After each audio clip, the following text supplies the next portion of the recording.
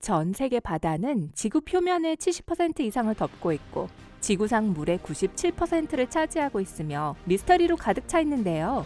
적조, 비정상적인 소리, 그리고 바다 깊은 곳에 숨어있는 기괴한 생명체들 말이에요. 이런 수수께끼들 중 눈에 띄는 한 가지는 정말 대서양에 블랙홀이 있을까? 예요. 자, 제 리스트를 확인해보세요.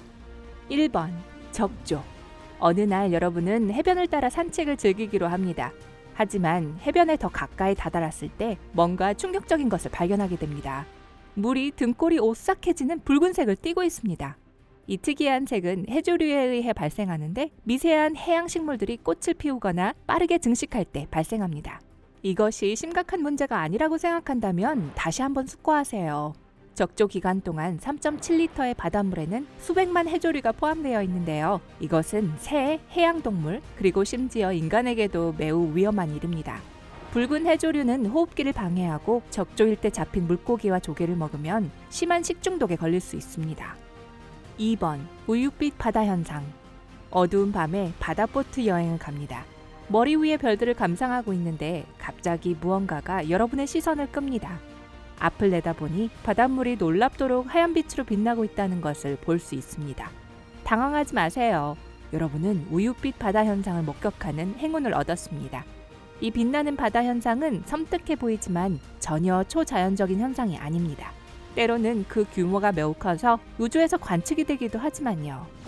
이 현상은 주로 인도양의 바다에서 일어납니다. 과학자들은 수수께끼 같은 빛깔의 근원에 대해 아직 합의에 도달하지 못했습니다. 하지만 가장 신빙성 있는 이론은 수많은 야광 박테리아가 한 곳에 모여서 바다가 반짝이기 시작한다는 것입니다. 그런데 왜 이렇게 대규모 모임을 갖는 걸까요? 그건 아직 미스터리입니다. 3번, 녹색 광선. 바다 근처로 일몰이나 일출을 보러 오세요. 그리고 운이 좋다면 여러분은 지평선 너머로 아름다운 초록빛 섬광을 볼 수 있습니다. 왜 운이 좋냐고요? 왜냐하면 이런 현상은 보통 몇 초 이상 지속되지 않기 때문입니다. 게다가 그런 현상 자체도 상당히 드물게 발생합니다. 일출보다 일몰 때 녹색 광선을 더 자주 볼 수 있습니다. 이 광선은 햇빛이 대기를 통과하면서 굴절하게 되고 빛이 다른 색깔로 분리되면서 나타납니다. 마치 프리즘이 빛을 작은 무지개로 분리하듯이 말이죠. 해가 지평선 위로 떠오르거나 지는 바로 그 순간 녹색 광선이 가장 잘 보입니다. 하지만 아주 맑은 날에는 보라색이나 푸른색 광선이 대기를 통과할 수 있고 여러분은 녹색 광선 대신 훨씬 더 독특한 푸른 광선을 볼 수 있을 거예요. 4번, 연기 나는 바다.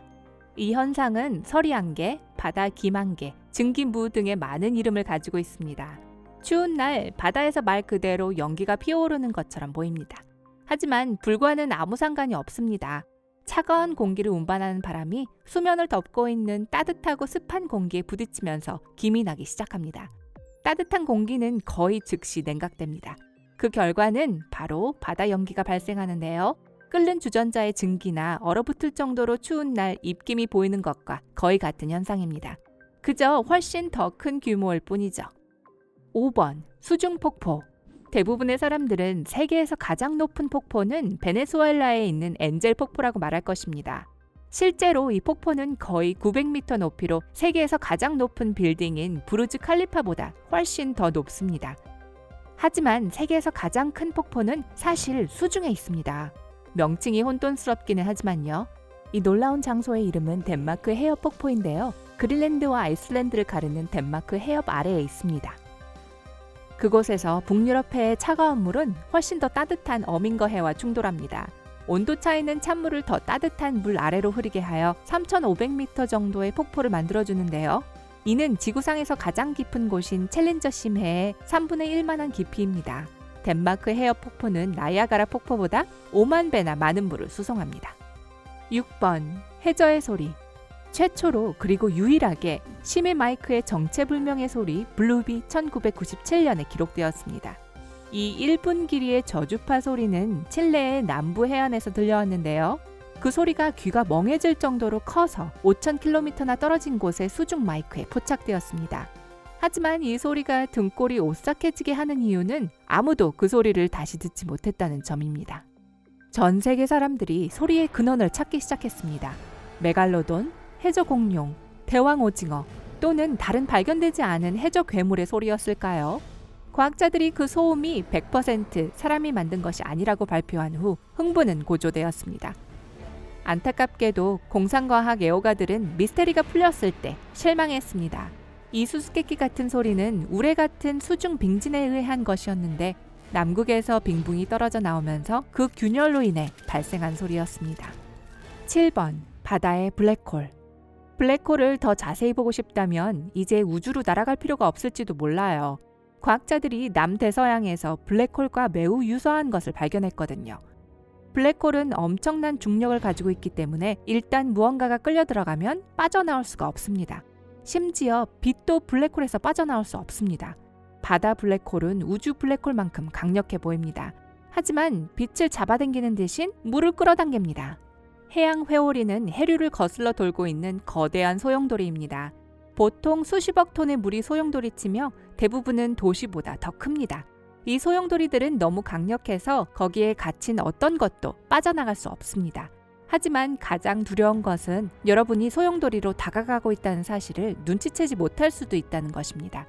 이 소용돌이들은 아주 거대해서 너무 늦기 전에 경계를 발견할 수 없을 거예요. 하지만 과학자들은 위성의 도움으로 해양 소용돌이를 탐사하기 시작했습니다. 위성을 통해서 여러 소용돌이의 경계를 발견할 수 있었습니다. 그러고 난 후 수학적으로 이 소용돌이들이 우주의 신비한 블랙홀과 같다는 것을 증명하는 데 성공했습니다. 거대한 회오리는 물이 폐쇄된 순환고리로 움직이는 초밀착 장벽으로 둘러싸여 있습니다. 이 순환고리 안에서는 물조차도 빠져나올 수 없습니다. 그래서 이런 해양 소용돌이가 거대한 컨테이너의 역할을 하게 됩니다. 그 안의 물은 소용돌이를 둘러싸고 있는 바닷물과는 완전히 다를 수 있습니다. 그리고 물의 온도만 이야기하는 것이 아닙니다. 소용돌이 내부와 외부의 소금 함량도 종종 다릅니다. 블랙홀 같은 해양 소용돌이는 놀라울 정도로 안정적입니다. 그래서 종종 수상택시의 역할을 하는데요. 바다의 한 부분에서 다른 부분으로 온갖 종류의 미생물, 기름, 플라스틱 쓰레기를 운반합니다. 8번 해저 고드름. 햇볕이 잘 드는 겨울날 집 지붕 처마에 매달린 고드름을 기억하세요? 자, 그런 고드름을 상상해보세요. 하지만 길이가 몇 센치가 아니라 몇 미터이고 빗물이 아니라 아주 짠 소금물로 만들어져 있습니다. 제가 묘사한 것이 바로 해저 고드름인데요. 북극과 남극의 몹시 추운 바다에서 일어나는 가장 놀라운 현상 중 하나입니다. 표면의 바닷물이 얼어서 얼음을 형성하면 소금을 배출하게 됩니다. 그러면 부근의 물이 전보다 더 소금기가 많아지게 됩니다. 그리고 물이 더 짤수록 물의 결빙점은 더 낮아집니다.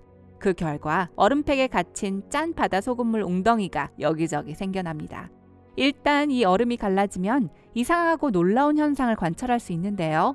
소금물이 새어나오기 시작합니다. 주변 물보다 더 짜고 밀도가 높기 때문에 바닥으로 가라앉기 시작하죠. 그러는 도중에 매우 차가운 소금물이 그다지 차갑지 않은 물과 접촉하여 얼게 됩니다. 그때 가라앉는 소금물 주위에 얼음 튜브가 형성되는 것을 볼 수 있습니다. 축하합니다. 여러분은 방금 해저 고드름 혹은 얼음 종유석을 목격했습니다. 해저 고드름이 대양 바닥에 도착하는데 보통 4시간에서 12시간이 걸립니다. 9번 해저 크롭서클. 1995년에 처음으로 해저 크롭서클이 일본의 남해안 근처에서 발견되었습니다. 지역 잠수부들은 2m 폭의 구조물을 미스터리 서클이라고 불렀습니다. 수수께끼는 거의 16년 동안 많은 사람들을 괴롭혀 오다가 거의 16년 만에 그 범인이 발견되었습니다. 범인이 수컷 보고라는 것이 밝혀졌을 때 연구원들이 얼마나 놀랐을지 상상해보세요. 물고기는 원 하나를 만드는데 일주일 이상이 필요하고 미를 매우 중요시하는 것 같습니다. 수컷 한 마리가 지느러미로 모래밭의 계곡을 파면서 원 안을 헤엄칩니다. 하지만 그것이 다가 아닙니다. 물고기는 또한 원의 특정 부분을 장식하기 위해 조개 껍질과 산호를 사용해요. 하지만 원을 만드는 과정에는 실용적인 목적이 있습니다. 수컷 물고기가 헤엄치는 방식은 모래를 원의 중앙으로 밀어넣고 나중에 둥지로 사용되는 언덕을 만듭니다. 아하, 물고기는 아빠가 될 준비를 하고 있어요. 오늘 새로운 것을 배웠다면 이 영상에 좋아요를 주고 친구와 공유하세요. 여기 여러분이 좋아할 만한 다른 영상들이 있습니다. 왼쪽 혹은 오른쪽을 클릭하고 삶의 밝은 면에 머무르세요.